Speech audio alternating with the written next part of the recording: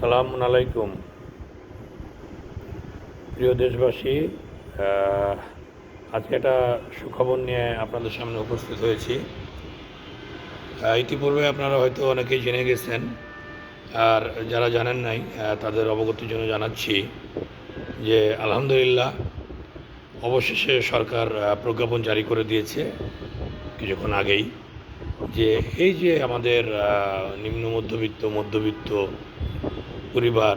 পরিবারের যে কষ্ট, যে অশান্তি, একটা মানসিক চাপ ছিল, যে ওই যে আমরা প্রত্যেক বছর আমাদের বাচ্চাদেরকে ভর্তি করতে গেলে পুনঃভর্তির ক্ষেত্রে 10,000, 12,000, 15,000 টাকা পর্যন্ত চার্জ করে বসতো স্কুলগুলো। এটা একেবারে স্ট্রিক্টলি বন্ধ করে দিয়েছে সরকার। কোনো স্কুল যদি এটা করে তাহলে হেডমাস্টারের বিরুদ্ধে আইনত ব্যবস্থা নেওয়া যাবে এবং তাৎক্ষণিক বরখাস্ত হবে। তো বিষয়টা সরকারকে জানা দিবেন। ধন্যবাদ শেয়ার করে।